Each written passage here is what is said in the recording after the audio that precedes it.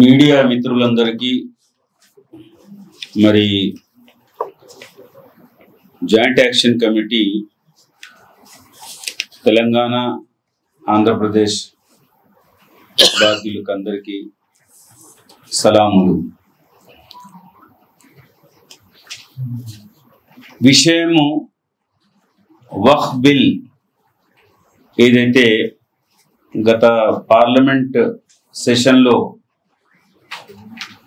Pass చేయడం జరిగిందో దానికి వ్యతిరేకంగా నిరసనగా దాన్ని రిజెక్ట్ చేస్తూ మొత్తం దేశం మొత్తంలో నిరసనలు జరుగుతున్నాయి.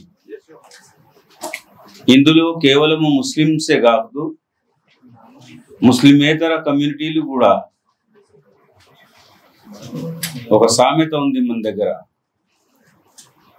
అగలా గిరా పిछला హుషియార్ అంటారు.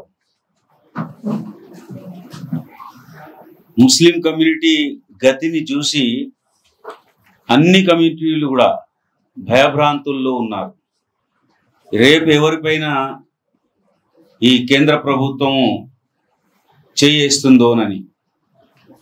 అది సిక్ కమ్యూనిటీ అయినా, బౌద్ధ కమ్యూనిటీ అయినా, జైన్ కమ్యూనిటీ అయినా, ఎవరైనా కానీ వాళ్ళంతా కూడా భయభ్రాంతుల్లో ఉన్నారు. అందుకే మిత్రులారా, ఇది కేవలము ముస్లిం కమ్యూనిటీకి సంబంధించిన సమస్య అని అనుకోకూడదు. आज मुसलमानों की जायदादों पर वक्फ की जो जायदादें हैं, गलत नीयत के जरिए से मरकजी सरकार अपने मंशा के मुताबिक बदनीयती से कानून बना ली है. अब सारी कम्युनिटीज को भी ये डर लगा हुआ है कि अब बारी उनकी है.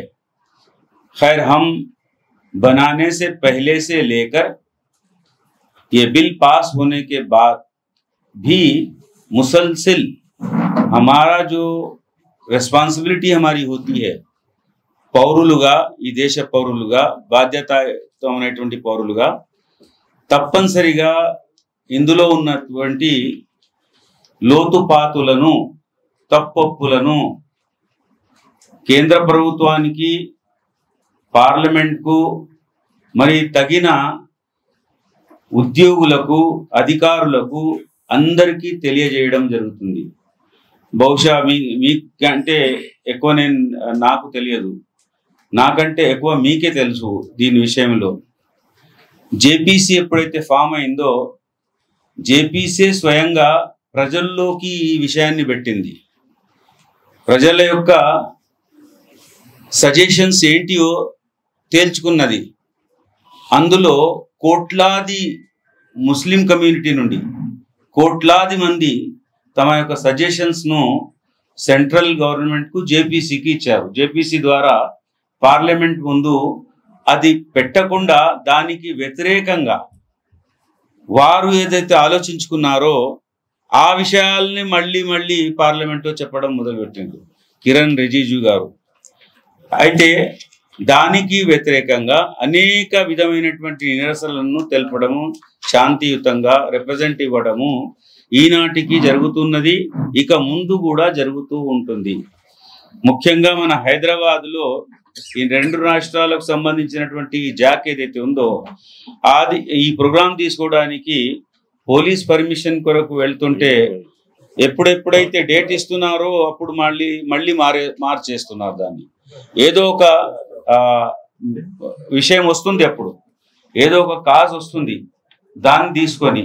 అయితే ఇంతవరకు తప్పనిసరిగా జాక్ పోలీస్ సిబ్బందితో, పోలీస్ శాఖ, అందులో కేంద్ర ప్రభుత్వం కూడా ఇంట్రెస్ట్ చూపించడము, మరి అది ముఖ్యంగా ఓల్డ్ సిటీలో కావడము, కొంచెం దాని గురించి కూడా పోలీస్ వాళ్ళు కొన్ని సజెషన్స్ ఇచ్చారు.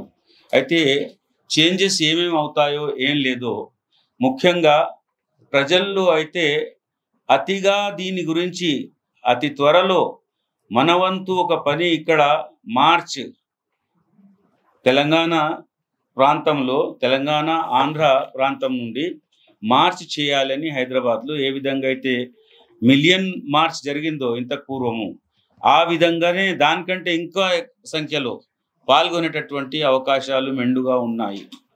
కానీ పోలీసులు అప్పుడప్పుడు ఏదైతే విషయాలు చెప్తారో కొంచెం ఈ సమయం పాటించండి, ఈసారి కొంచెం డిలే చేసుకోండి, అయితే వారితో కోఆర్డినేట్ చేయడం జరుగుతున్నది. ఇప్పుడు కూడా ఈరోజు కూడా అదే వాళ్ళు చెప్పడం జరిగింది మా కన్వీనర్ గారు ఉర్దూలో చెప్పారు ఆ విషయాన్ని.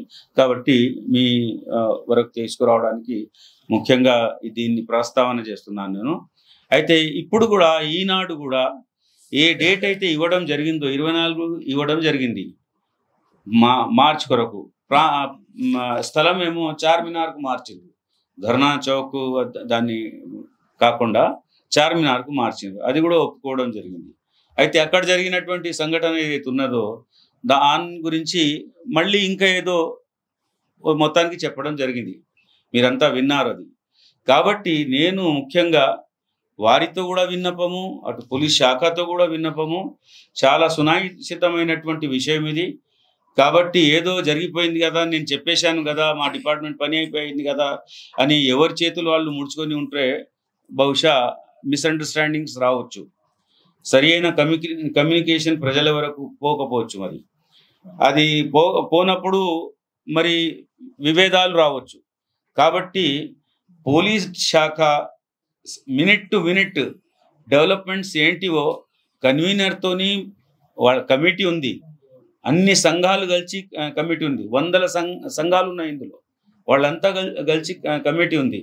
కాబట్టి 24లోగా దీన్ని ఫైనలైజ్ చేసుకుంటే చాలా బాగుంటుంది. క్లియర్ మెసేజ్ పబ్లిక్లో వెళ్తుంది, ఎలాంటి కన్ఫ్యూజన్ లేకుండా మరి శాంతియుతంగా ప్రోగ్రామ్ చేసుకోవడానికి వీలుంటుంది అని ఈ ఒక్క కోణాన్ని నొక్కి చెప్పడానికి నేను మీ ద్వారా అటు అధికారులకు, ముఖ్యంగా పోలీస్ శాఖకు, మరి మా కమిటీ వాళ్ళకు కూడా, ఆ కన్వీనర్తో కమిటీ వాళ్ళతో కూడా సంబంధాలు హాట్ లైన్ అంటాం కదా, అలాంటి సంబంధాలు ఉండాలని నేను కోరుకుంటున్నాను.